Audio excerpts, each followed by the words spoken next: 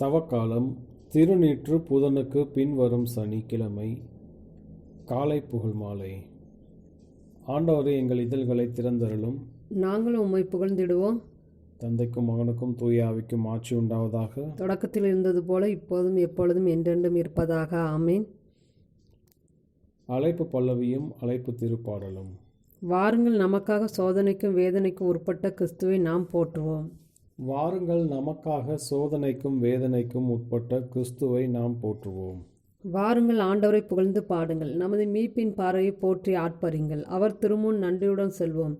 புகழ் பார்க்கலாம், அவரை போற்றி அகமகிழ்வோம். ஏனெனில் ஆண்டவர் மாண்புமிகு இறைவன், அனைத்து தெய்வங்களுக்கும் அனைத்திற்கும் மேலான பேரரசர். பூ உலகின் ஆள் பகுதிகள் அவர் தம் கையில் உள்ளன. மலைகளின் கொடுமுடிகளும் அவருக்கே உரியன. கடலும் அவருடையதே, அவரே அதை படைத்தார். உலர்ந்த தரையும் அவர் கைகளை உருவாக்கின. வாருங்கள், தாழ்பணிந்து அவரை தொழுவோம். நம்மை உருவாக்கிய ஆண்டவர் முன் முழந்தாள் இடுவோம். அவரே நம் கடவுள், நாமோ அவரது மேய்ச்சலின் மக்கள். நாம் அவர் பேணி காக்கும் ஆடுகள். இன்று நீங்கள் அவர் குரலுக்கு செவி கொடுத்தால் எத்தனை நலம். அன்று மெரிபாவிலும் பாலை நிலத்தின் மாசாவின் செய்தது போல் உங்கள் இதயத்தை கடினப்படுத்தி கொள்ளாதீர்கள். அங்கே உங்கள் மூதாதை என்னை சோதித்தனர். என் செயல்களை கண்டிருந்தும் என்னை சோதித்து பார்த்தனர். 40 ஆண்டவர்களின் தலைமுறை எனக்கு வெறுப்பூட்டியதால் நான் உரைத்தது, அவர்கள் உறுதியற்ற உள்ளங்கொண்ட மக்கள், என் வழிகளை அறியாதவர்கள். எனவே நான் சினமூற்று, நான் அழைக்கும் இலைப்பாட்டின் நாட்டிற்குள் நுழைவே மாட்டார்கள் என்று ஆணையிட்டு கூறினேன். தந்தைக்கும் மகனுக்கும் தூய ஆவிக்கும் ஆட்சி உண்டாவதாக. தொடக்கத்தில் இருந்தது போல இப்போதும் எப்போதும் என்றென்றும் இருப்பதாக. ஆமென். வாருங்கள், நமக்காக சோதனைக்கும் வேதனைக்கும் உட்பட்ட கிறிஸ்துவை நாம் போற்றுவோம். வாருங்கள், நமக்காக சோதனைக்கும் வேதனைக்கும் உட்பட்ட கிறிஸ்துவை நாம் போற்றுவோம். பாசுரம். கிறிஸ்துவே எம் இளஞாயிறே, இருளை உளம்நின்று அகற்றிடுவீர். மண்ணில் பகலை புதுப்பிக்க புண்ணிய ஒளியும் ஒளிரட்டுமே. தக்க காலம் இதை நீர் தந்து குத்துண்ட உளத்தை எம்மில் படைத்தீர். பொறுத்தீர் எமை நெடுங்காலம், பெருமணம் கொண்டெமை பொறுப்பீரே. எத்துணை பெருங்குறை இருந்திடினும் அத்தனை அனைத்தையும் பொறுத்திடுக. எவ்வகை தவமும் யாம் செய்ய உம் பெருங்கொடையை அருள்வாயே. நாளொன்று வரும், அது உம் நாளே. மீளவும் அதில் அனைத்தும் புதிதாகும். திருநாள் அதனில் யாம் மகிழ்வோம். பெருநாள் அதுவென புகழ்வோமே. கடவுளே, மூவொரு இறைவனே, படைப்புகள் அனைத்தும் உம்மை வணங்கும். மன்னிப்பாய் புது மனிதரென இன்னிசை உமக்கு பாடிடுவோம். ஆமேன். உன்னதரே, உமது திருப்பெயரை புகழ்ந்து பாடுவது நன்று. காலையில் உமது பேரன்பையும் எடுத்துரைப்பது நன்று. உன்னதரே, உமது திருப்பெயரை புகழ்ந்து பாடுவது நன்று. காலையில் உமது பேரன்பையும் எடுத்துரைப்பது நன்று. ஆண்டவருக்கு நன்றியுரைப்பது நன்று. உன்னதரே, உமது பெயரை புகழ்ந்து பாடுவது நன்று. காலையில் உமது பேரன்பையும் இரவில் உமது சொல் உறுதியையும் 10 நரம்பு வீணையோடும் தம்புரு சுரமண்டல இசையோடும் எடுத்துரைப்பது நன்று. ஏனெனில் ஆண்டவரே, உம் வியத்தகு செயல்களால் என்னை மகிழ்வித்தீர். உம் செயல்களை குறித்து நான் மகிழ்ந்து பாடுவேன். ஆண்டவரே, உம் செயல்கள் எத்துணை மேன்மையானவை. உம் எண்ணங்கள் எத்துணை ஆழமானவை. அறிவிலிகள் இவற்றை அறிவதில்லை. மூடர் இவற்றை உணர்வதில்லை. பொல்லார் புல்லை போன்று செழித்து வளரலாம். தீமை செய்வோர் அனைவரும் பூத்து குலுங்கலாம். ஆனால் அவர்கள் என்றும் அழிவுக்கு உரியவரே. நீரோ ஆண்டவரே, என்றுமே உயர்ந்தவர். ஏனெனில் ஆண்டவரே, உம் எதிரிகள் அழிந்தே போவார்கள். தீமை செய்வோர்கள் அனைவரும் சிதறுண்டு போவார்கள். காட்டெருமையின் வலிமையை எனக்கு அளித்தீர். புது எண்ணெயை என்மேல் பொழிந்தீர். என் எதிரிகளின் வீழ்ச்சியை என் கண்கள் கண்டன. எனக்கு எதிரான பொல்லாருக்கு நேரிட்டதை என் காதுகள் கேட்டன.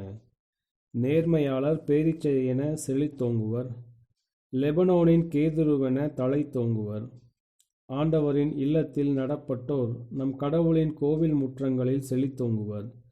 முதிர் வயதிலும் அவர்கள் கனி தருவார்கள். செழுமையும் பசுமையுமாய் என்றும் இருப்பார்கள். ஆண்டவர் நேர்மையுள்ளவர், அவரே என் பாறை. அவரிடம் அநீதி ஏதுமில்லை என்று அவர்கள் அறிவிப்பார்கள். தந்தைக்கும் மகனுக்கும் தூய ஆவிக்கும் ஆட்சி உண்டாவதாக. தொடக்கத்தில் இருந்தது போல் இப்போதும் எப்பொழுதும் என்றென்றும் இருப்பதாக. உன்னதரே, உமது திருப்பெயரை புகழ்ந்து பாடுவது நன்று. காலையில் உமது பேரன்பையும் எடுத்துரைப்பது நன்று. உன்னதரே, உமது திருப்பெயரை புகழ்ந்து பாடுவது நன்று. காலையில் உமது பேரன்பையும் எடுத்துரைப்பது நன்று. நான் உங்களுக்கு புதிய இதயத்தை அருளுவேன். புதிய ஆவியை உங்களுக்குள் புகுத்துவேன். நான் உங்களுக்கு புதிய இதயத்தை அருள்வேன், புதிய ஆவியை உங்களுக்குள் புகுத்துவேன். நான் உங்களை வேற்றினத்தாரிடமிருந்து அழைத்து பல நாடுகளை கூட்டி சேர்ந்து உங்கள் சொந்த நாட்டிற்கு திரும்ப கொணர்வேன்.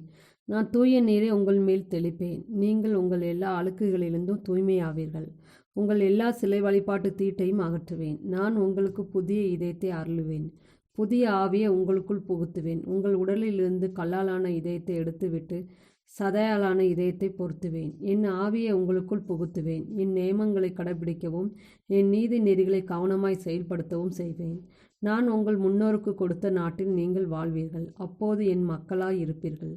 நான் உங்கள் கடவுளாய் இருப்பேன். தந்தைக்கும் மகனுக்கும் தூய ஆவிக்கும் ஆட்சி உண்டாவதாக. தொடக்கத்தில் இருந்தது போல இப்போதும் எப்போதும் என்றென்றும் இருப்பதாக. ஆமென். நான் உங்களுக்கு புதிய இதயத்தை அருளுவேன், புதிய ஆவியை உங்களுக்குள் புகுத்துவேன். நான் உங்களுக்கு புதிய இதயத்தை அருள்வேன், புதிய ஆவியை உங்களுக்குள் புகுத்துவேன். ஆண்டவரே, பாலகரின் மழலையிலும் குழந்தைகளின் மொழியிலும் வலிமையை உறுதிப்படுத்தினீர்.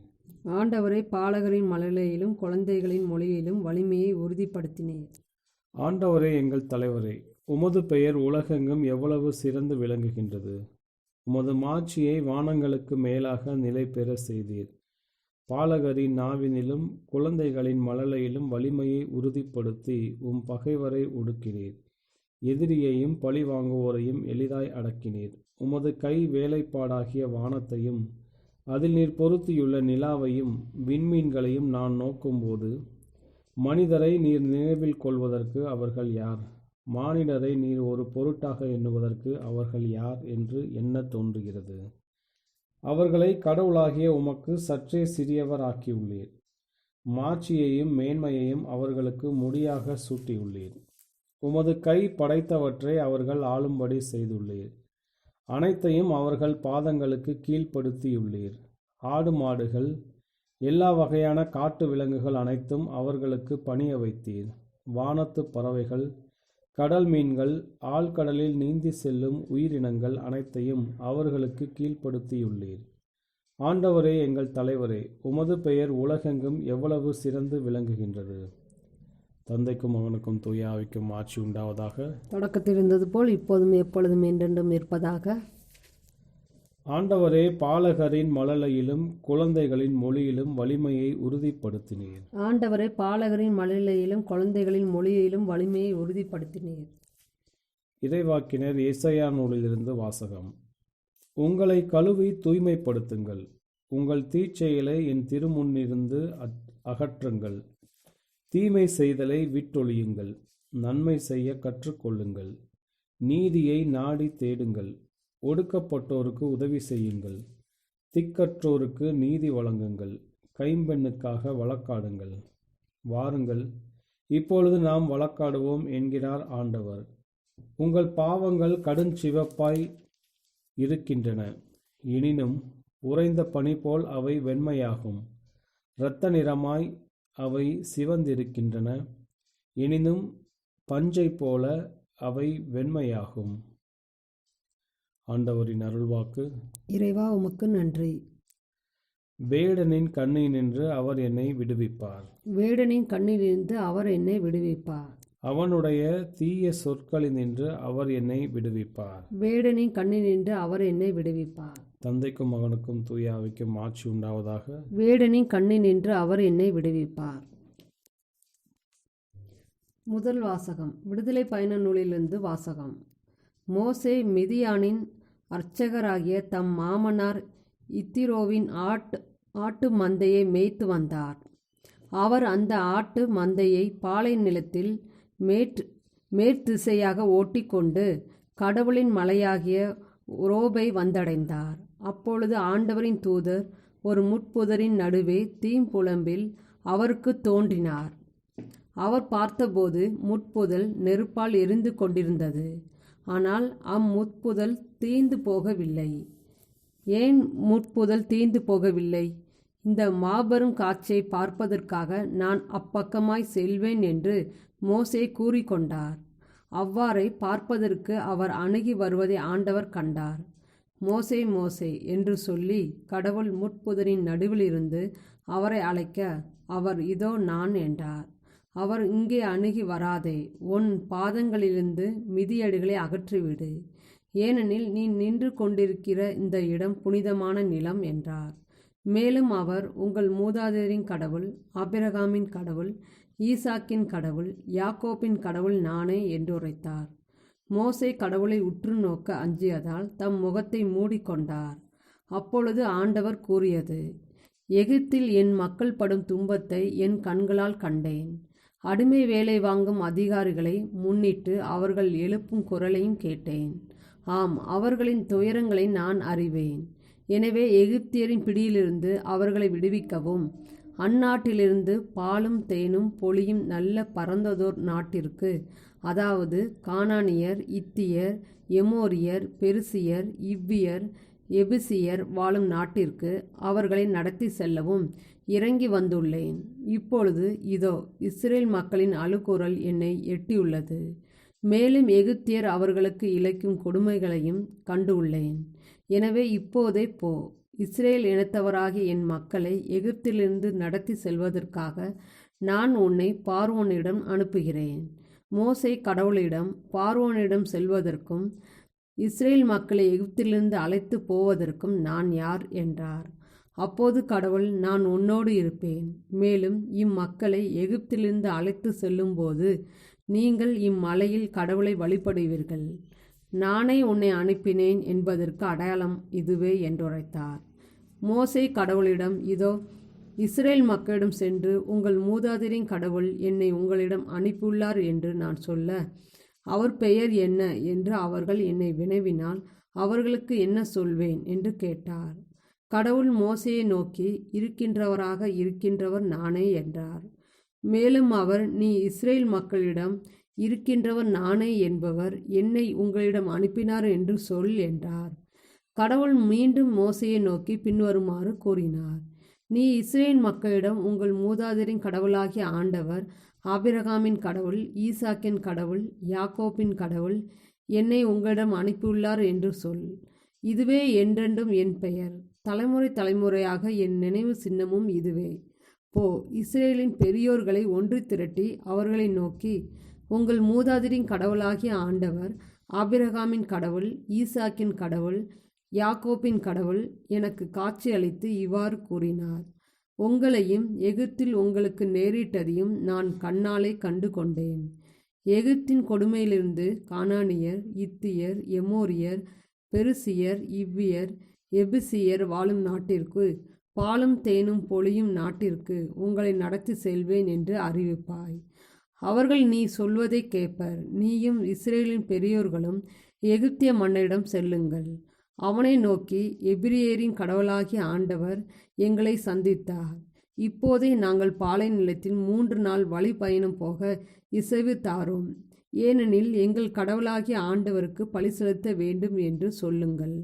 என் கைவன்மையை கண்டாலன்றி எகிப்திய மன்னன் உங்களை போகவிட மாட்டான் என்பது எனக்கு தெரியும். எனவே என் கையை ஓங்குவேன். நான் செய்ய போகும் அனைத்து அருள் செயல்களாலும் எகிப்தினை தண்டிப்பேன். அதற்கு பின் அவன் உங்களை அனுப்பிவிடுவான்.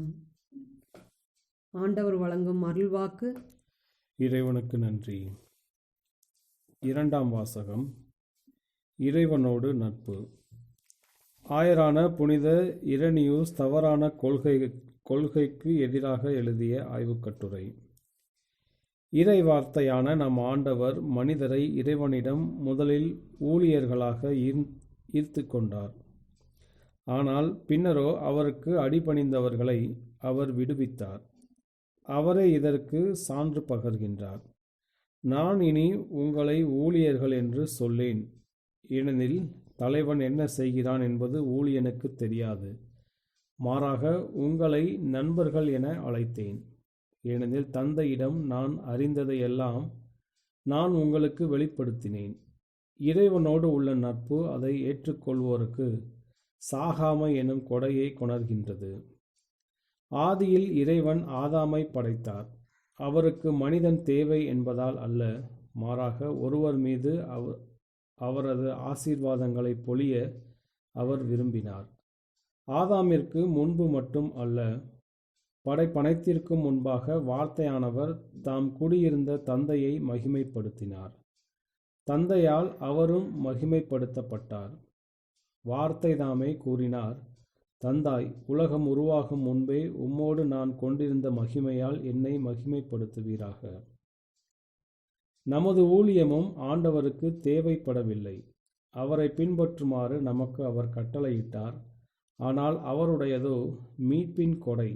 மீட்பரை பின்பற்றுவது ஒளியை சுவைப்பதாகும். மீட்பரை பின்பற்றுவது மீட்பின் பங்கெடுப்பதாகும். ஒளியை பின்பற்றுவது ஒளியை சுவைப்பதாகும். ஒளியில் இருப்பவர் ஒளியை ஒளிர்விப்பது கிடையாது. மாறாக ஒளியினால் அவர்களே ஒளியூட்டப்பட்டு பிரகாசிக்கின்றனர். ஒளியோடு அவர்கள் எதையும் சேர்ப்பது கிடையாது. மாறாக அவர்களே பயனடைகின்றனர். ஏனெனில் ஒளியினால் அவர்களே ஒளிர்விக்கப்படுகின்றனர். இறைவனுக்கு செய்யப்படும் ஊழியத்திற்கும் இதே உண்மை பொருந்தும். இறைவனுக்கு அது எதையும் சேர்ப்பதில்லை. இறைவனுக்கு மனிதனின் ஊழியம் தேவைப்படுவதும் இல்லை. மாறாக அவரை பின்பற்றி அவருக்கு ஊழியம் புரிவோருக்கு அவர் வாழ்வையும் சாகாமையையும் நித்திய மகிமையையும் அளிக்கின்றார். அவரது ஊழியர்கள் செய்த ஊழியத்திற்கு பதிலாகவும் அவரை பின்பற்றுவோரின் பிரமாணிக்கத்திற்கு பதிலாகவும் அவர்கள் மீது நலன்களை பொழிந்திடுகின்றார். ஆனால் அவர்களிடமிருந்து எந்த நலனையும் அவர் பெறுவதில்லை. அவர் செல்வந்தராகவும் நிறைவானவராகவும் இருக்கின்றார். அவருக்கு தேவை என்பது இல்லை. மனிதனது ஊழியத்தை இறைவன் எதிர்பார்ப்பதன் காரணம் இதுவே. அவர் நல்லவர், இரக்கமுள்ளவர். அவரது ஊழியத்தில் நிலைத்திருப்போருக்கு நலன்களை பொழிந்திட அவர் விரும்புகின்றார். இறைவனுக்கு எந்த அளவிற்கு ஒன்றும் தேவையில்லையோ அந்த அளவிற்கு இறைவனோடு கொள்ளும் சமூக உறவு மனிதனுக்கு தேவைப்படுகின்றது. மனிதனது மாட்சிமை இதுவே, இறைவனது ஊழியத்தில் உறுதியாய் நிலைத்திருப்பது. இதன் பொருட்டே ஆண்டவர் தம் சீடர்களுக்கு கூறினார், நீங்கள் என்னை தேர்ந்தெடுக்கவில்லை, மாறாக நானே உங்களை தேர்ந்தெடுத்துள்ளேன். அவரை பின்பற்றுவதால் அவரது சீடர்கள் அவரை மகிமைப்படுத்தவில்லை என்ற பொருளோடு அவர் இங்கனம் கூறினார். அவரே கூறியது போல, நான் எங்கே இருக்கின்றேனோ அங்கே அவர்களும் இருக்கவே நான் விரும்புகின்றேன். இவ்வாறு அவர்கள் என் மகிமையை காண்பார்கள். ஆயரான புனித இரணியூஸ் தவறான கொள்கைக்கு எதிராக எழுதிய ஆய்வுக் கட்டுரை. இன்றைய நற்செய்தி வாசகம். லூக்கா எழுதிய தூய நற்செய்தியிலிருந்து வாசகம்.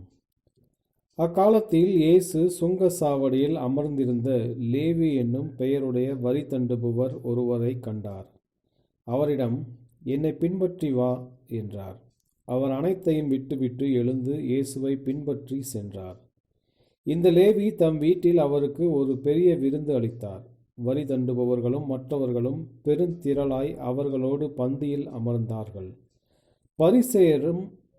பரிசேயர்களும் அவர்களை சார்ந்த மறைநூல் அறிஞர்களும் முணுமுணுத்து இயேசுவின் சீடரிடம், வரி தண்டுபவர்களோடும் பாவிகளோடும் சேர்ந்து நீங்கள் உண்பதும் குடிப்பதும் ஏன் என்று கேட்டனர்.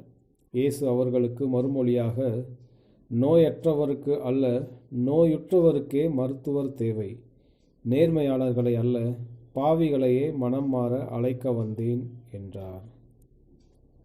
ஆண்டவரின் அருள்வாக்கு. கிறிஸ்துவே உமக்கு புகழ். சக்கரியாவின் பாடலும் முன்மொழியும். விண்ணுலகில் உங்கள் செல்வத்தை சேமித்து வையுங்கள், அங்கே பூச்சியோ துருவோ அழிப்பதில்லை. விண்ணுலகில் உங்கள் செல்வத்தை சேமித்து வையுங்கள், அங்கே பூச்சியோ துருவோ அழிப்பதில்லை. இஸ்ரேலின் கடவுளாகிய ஆண்டவரை போற்றுவோம், ஏனெனில் அவர் தம் மக்களை தேடி வந்து விடுவித்தருளினார். தம் தூய இறைவாக்கின வாயினால் தொடக்கம் முதல் அவர் மொழிந்தபடியே அவர் தம் ஊழியராகிய தாவீதின் குடும்பத்தில் வல்லமை உடைய மீட்பர் ஒருவர் நமக்காக தோன்ற செய்தார். நம் பகைவரிடமிருந்து நம்மை வெறுப்பார் அனைவரின் பிடியிருந்து நம்மை மீட்பார். அவர் நம் மூதாதையருக்கு இரக்கம் காட்டி தமது தூய உடன்படிக்கையின் நம் தந்தையாகிய ஆபிரகாமுக்கு அவரிட்ட ஆணையை நிறைவேற்ற நினைவு கூர்ந்தார். இவ்வாறு நாம் பகைவரின் பிடியிலிருந்து விடுவிக்கப்பட்டு தூய்மையோடும் நேர்மையோடும் வாழ்நாளெல்லாம் அச்சமின்றி அவர் திருமுன் பணி செய்யுமாறு வழிவகுத்தார். குழந்தாய், நீ உன்னத கடவுளின் இறைவாக்கின எனப்படுவார், ஏனெனில் பாவம் மன்னிப்பால் வரும் மீட்பை அவர் தம் மக்களுக்கு அறிவித்து ஆண்டவருக்கான வழியை செம்மைப்படுத்த அவர் முன்னே செல்வாய். இருளிலும் இறப்பின் பிடியில் இருப்பவருக்கு ஒளி தரவும், நம்முடைய கால்களை அமைதி வழியில் நடக்க செய்யவும், நம் கடவுளின் பரிவுள்ளத்தாலும் இரக்கத்தாலும் விண்ணிலிருந்து விடியல் நம்மை தேடி வருகிறது. தந்தைக்கும் மகனுக்கும் தூய ஆவிக்கும் மாட்சி உண்டாவதாக. தொடக்கத்தில் இருந்தது போல இப்போதும் எப்போதும் என்றென்றும் இருப்பதாக. ஆமேன். விண்ணுலகில் உங்கள் செல்வத்தை சேமித்து வையுங்கள், அங்கே பூச்சியோ துருவோ அழிப்பதில்லை. விண்ணுலகில் உங்கள் செல்வத்தை சேமித்து வையுங்கள், அங்கே பூச்சியோ துருவோ அழிப்பதில்லை. மன்றாட்டுகள். நம் மீட்பராகிய கிறிஸ்துவுக்கு எப்பொழுதும் நன்றி கூறி நம்பிக்கையுடன் அவரிடம் மன்றாடுவோம். ஆண்டவரே, உம் அருளினால் எங்களுக்கு துணை புரியும். ஆண்டவரே, நாங்கள் எம் உடலை பாவ மாசின்றி காப்போமாக. தூய ஆவி எங்களில் குடிகொள்வதாக. ஆண்டவரே, உம் அருளினால் எங்களுக்கு துணை புரியும். இன்று எங்களுக்கு அடுத்திருப்போருக்காக நாங்கள் எங்களை அர்ப்பணம் செய்ய கற்றுத் தருவீராக. உமது திருவுளத்தை இந்நாள் முழுவதும் நிறைவேற்ற எங்களை உறுதிப்படுத்தி அருளும். ஆண்டவரே, உம் அருளினால் எங்களுக்கு துணை புரியும். நிலை வாழ்வு தரும் உணவுக்கான வேட்கையை எங்களுக்கு தந்தருளும். உமது வார்த்தையும் உடலுமாகிய உணவை எங்களுக்கு தந்தருளும். ஆண்டவரே, உம் அருளினால் எங்களுக்கு துணை புரியும். பாவிகளின் அடைக்கலமாகிய உம்முடைய தாய் எங்களுக்காக பரிந்து பேசுவாராக. அவரது மன்றாட்டுகளின் வழியாக உம் இரக்கத்தில் எங்களை மன்னித்தருளும். ஆண்டவரே, உம் அருளினால் எங்களுக்கு துணை புரியும். நம்முடைய தனிப்பட்ட மன்றாட்டுகள். ஆண்டவரின் இறைவேண்டல். விண்ணுலகில் இருக்கிற எங்கள் தந்தையே, உமது பெயர் தூயது என போற்றப் பெறுக. உமது ஆட்சி வருக. உமது திருவுளம் விண்ணுலகில் நிறைவேறுவது போல மண்ணுலகிலும் நிறைவேறுக. எங்கள் அன்றாட உணவை இன்று எங்களுக்கு தாரும். எங்களுக்கு எதிராக குற்றம் செய்வோரை நாங்கள் மன்னிப்பது போல எங்கள் குற்றங்களை மன்னியும். எங்களை சோதனைக்கு உட்படுத்தாதையும், தீமையிலிருந்து எங்களை விடுவித்தருளும். கிறிஸ்துவின் சமாதானம் உம் ஆன்மாவோடு இருப்பதாக. இறுதி மன்றாட்டு. என்றும் வாழும் எல்லாம் வல்ல கடவுளே, எங்கள் பலவீனத்தை இரக்கமுடன் கண்ணோக்கி உம் மகத்துவமிக்க வலக்கையை நீட்டி எங்களை பாதுகாத்தருளும். உம்மோடு தூய ஆவியின் ஒன்றிப்பில் இறைவனாய் என்றென்றும் வாழ்ந்து ஆட்சி செய்கின்ற எங்கள் ஆண்டவரும் உமது திருமகனுமாகிய இயேசு கிறிஸ்து வழியாக உம்மை மன்றாடுகிறோம். ஆமீன். ஆண்டவர் நம்மை ஆசீர்வதித்து தீமைகள் அனைத்திலிருந்தும் பாதுகாத்து நிலை வாழ்வுக்கு அழைத்துச் செல்வாராக. ஆமீன்.